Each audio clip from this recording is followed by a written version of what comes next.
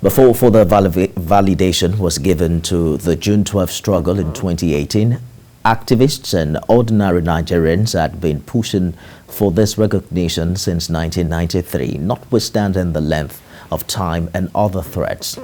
But is this kind of advocacy as fervent now?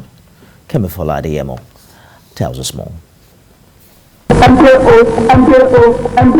Action. Agitations over the June 12, 1993 presidential election spanned about 25 years, with unrelenting clamor for the validation of the adjudged electoral victory of MKO Abiola. Activists thronged the streets regularly in defiance of the annulment of the polls by the military regime of General Ibrahim Babangida. He pleaded not guilty to all the charges. 20 years after the death of the presumed winner of the election while in detention, the Buhari administration announced that Democracy Day would no more be celebrated on May the 29th, but on June the 12th, in agreement with the advocacy by millions of Nigerians that the election was the freest, fairest, and most peaceful since independence. He also recognized MKO Abiola as the winner of the election. It's a major achievement and milestone directly that you can tangibly say it's as a result of the June 12 experience and also the civil resistance towards the demand for the actualization of the June 12.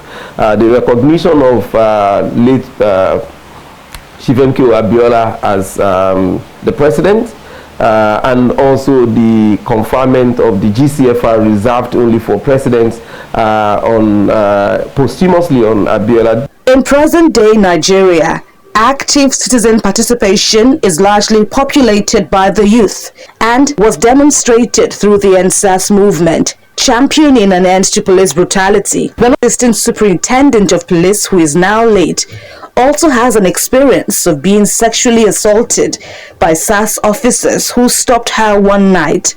Despite her efforts for redress, she says she wasn't able to track down the officers afterwards. Am I a Yahoo girl? I even sent my hair. Why did I have a color of this, blah, blah, blah. And I said, listen, it's my work. This is my ID card and everything. They didn't answer me as a lady and I was scared because that place was dark.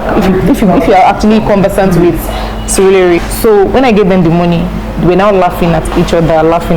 You know, put the money inside my breast. They started fondling my breast and I started crying before they let me go. They didn't even want to release my ID card, but I started begging them to please because they were telling me they would do anything they want to do to me and nothing will happen. As the influence of social media grows, active participation of citizens during protests and other civic engagement has taken a leap, but the federal government has now banned Twitter in Nigeria in response to the spate of fake news and misinformation that circulates on the microblogging site. Tweet anything today, somebody will come under that thread and correct you and challenge you. So what the government has done by saying they're suspending Twitter, to begin with, Section 39 of the Constitution guarantees the right to freedom of expression. Section 45 says you can only limit those rights through a law, not just a law that is reasonably justifiable in a democratic society. The question as I want to ask this today is, which act of parliament in this country that claims to run a democracy empowers Lai Mohammed, the Minister of Information, empowers Abubakar Malami, the Attorney General of the Federation, empowers the National Broadcasting Commission to shut down Twitter? None, no law.